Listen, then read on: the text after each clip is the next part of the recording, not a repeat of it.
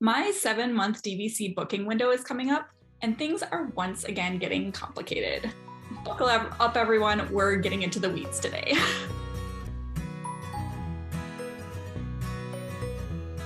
Welcome to Always Planning Disney, where planning is half the fun. I'm Melissa. And I'm Cheryl. On this channel, we talk through all of the details that go into making our vacations magical and complicated. Complicated. Yeah. So what's been going on? Sometimes overly complicated. Yeah. Okay. So before I even get into what's going on right now, just like maybe a reminder of what I booked already. So I already have my hotel for Disney World booked. We have 10 days, 9 nights as a split stay in January 2023.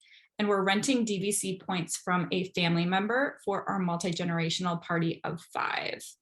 So we have the first 5 nights at 2 studios at Saratoga Springs Resort, and then the last 4 nights at Animal Kingdom Lodge Kidani Village in a 2-bedroom villa.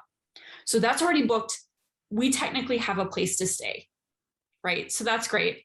But things get complicated when you're working with DVC because Disney Vacation Club members can book at their home resort at 11 months out from the trip dates. And then they can book at other resorts that are not their home resorts, but are still part of the Disney Vacation Club at 7 months out. And so we had our family member book us at her home resorts at 11 months so that we could lock in those dates. We knew we had a place to stay, even though those weren't really our preferred resorts for this trip. But now we have this opportunity where we can modify our reservation to another resort at 7 months in advance, provided there's availability.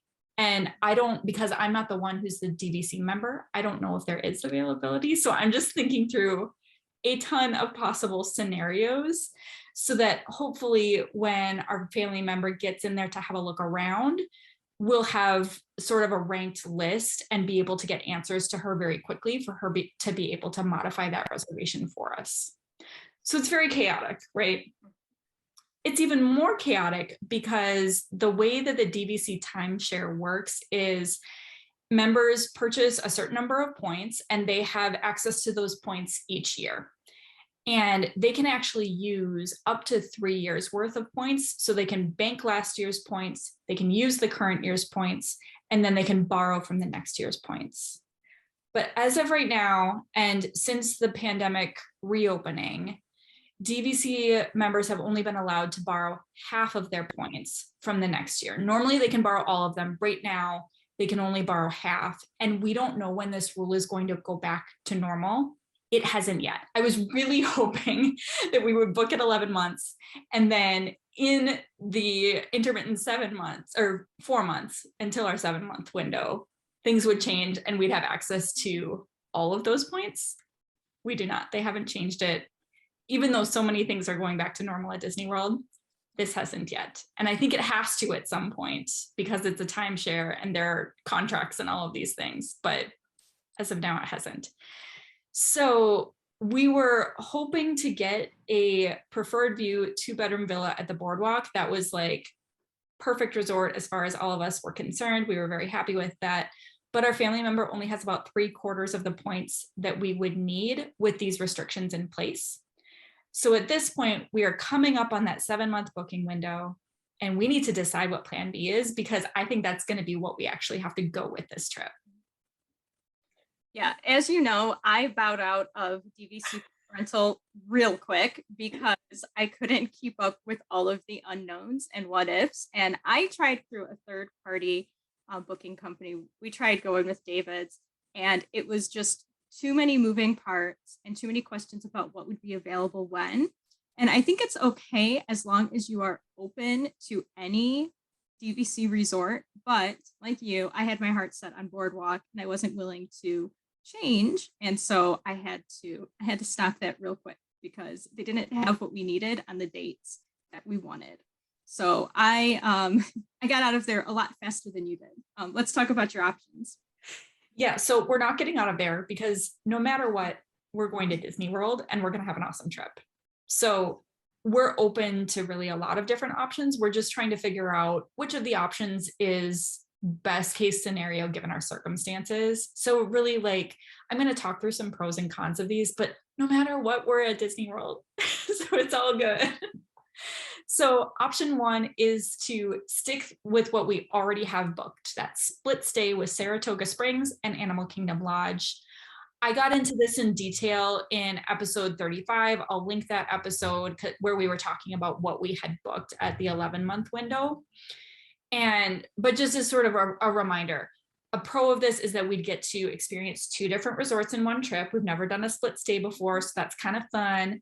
We've never stayed at Saratoga Springs before, so a new resort to us, that's very appealing. And then we still feel like we have a lot to explore at Animal Kingdom Lodge, even though we were there on our last trip. There's just so much that we didn't do that resort has to offer, so we'd like to do that. But the split stay, kind of a pain when it comes to booking dining, because you essentially have 2 trips as far as Disney is concerned. So you don't have the advantage of being able to book for your full length of stay. You would have 2 different times where you're waking up early to book dining. And then just having to pack up partway through the trip and get our stuff moved over and get ourselves settled in at a new resort. So it's a little more of a hassle to do it this way. Part of me likes this one though still, because the split stay on such a long trip is great because you do get to experience 2 resorts. It's not like you're only there for 4 days and you have to, pack up after 2. Even though it resets the dining booking window, that's all it resets now, that we don't have to book our fast passes in advance, even though that's way better. But yeah, as long as you plan for the dining that you want and ensure it's at the back end of each of the stays, I think that would be okay. And I don't know what it looks like for your crew to pack up and move. We pack incredibly light, or as light as we can, so it wouldn't deter me. And then also I'd like getting to move into a clean room and kind of reset, because we can trash a place after a few days. So that would work out okay for us. And I think it could work out okay for us as well. So it's a completely valid option that we're still very much keeping on the table. Mm-hmm. All right, option 2, do a full stay at one of those resorts that we already have booked. So essentially extend the stay to be a full length of stay at Saratoga Springs or at Animal Kingdom Lodge. Now, if we did this, the only way that we could book a 2-bedroom villa with the points that we have available to us would be if Animal Kingdom Lodge standard view rooms, or no, value, I think they're value, were available, and those were already gone at the 11-month window. So they're probably not going to reopen up with people shifting their reservations. I think we'd have to be incredibly lucky to pull off the points that we need.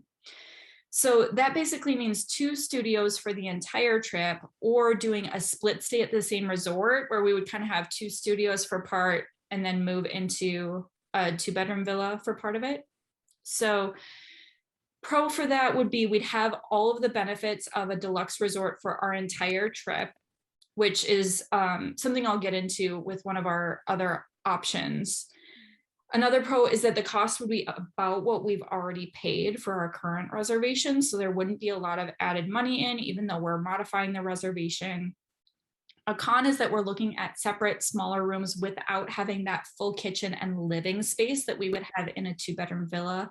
Or else, if we did that split stay at the same resort, that same hassle of a split stay, except that we wouldn't be like getting that new resort feeling, right? A new resort to explore. We'd already know our way around the resort and have explored that a little bit, but we'd still have to pack up all of our stuff and get settled into a new room at the same resort. So not great. And then the last con with that is that neither resort location is great. So we have one in the Animal Kingdom area. We have one in the Disney Springs area. Both of them are bus-only resorts, unless you count the boat to Disney Springs, which I do not. So that's not great. We were really hoping to have an alternative form of transportation this trip. So I don't know. Yeah, and when you talked through this, it occurred to me that these cons, a lot of them apply to your current booking that you have too. Yes. I think way back, like a year ago, we were all about location when we made our resort choices, and you're kind of giving on the location a little bit here. Although if forced into this one, I would lean towards Saratoga Springs just because it's newer. I don't know. We're trying something new this time, so maybe I'm just writing on that. And then also, I don't know for your party if 2 studios is best because you're losing that kitchen, and the I guess just the feel of that one big location for everybody is different when you have two studios as opposed to the two bedroom.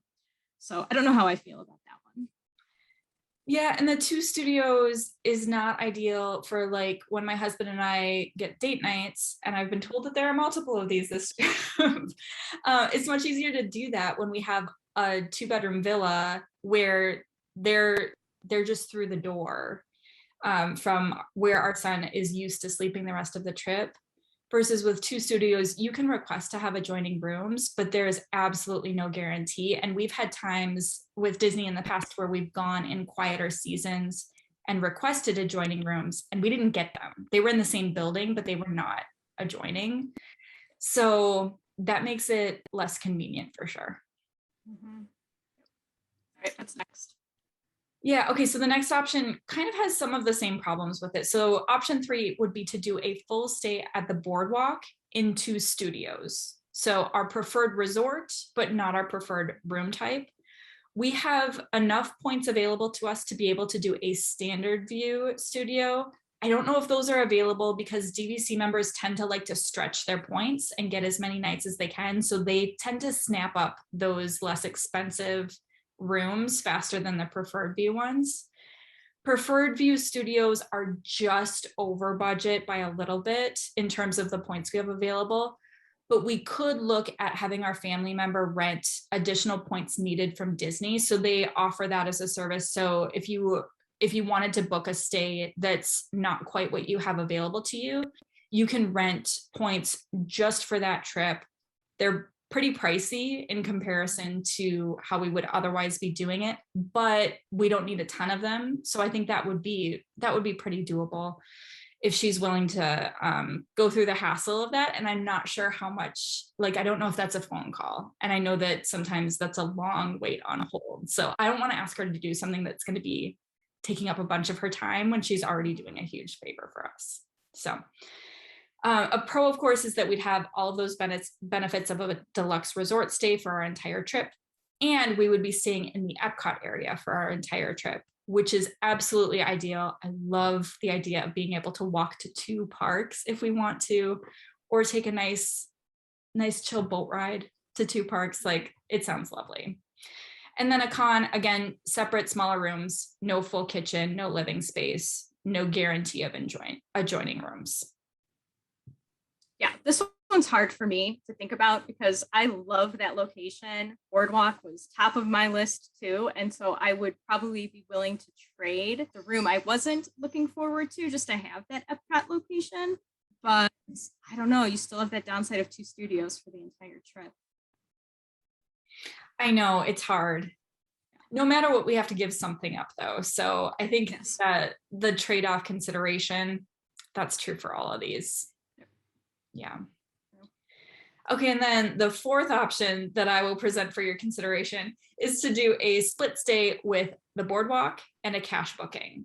And so this would be the Boardwalk preferred view 2-bedroom that we wanted in the first place for the final 6 nights of our trip, which is how many nights we would be able to get with the points available to us.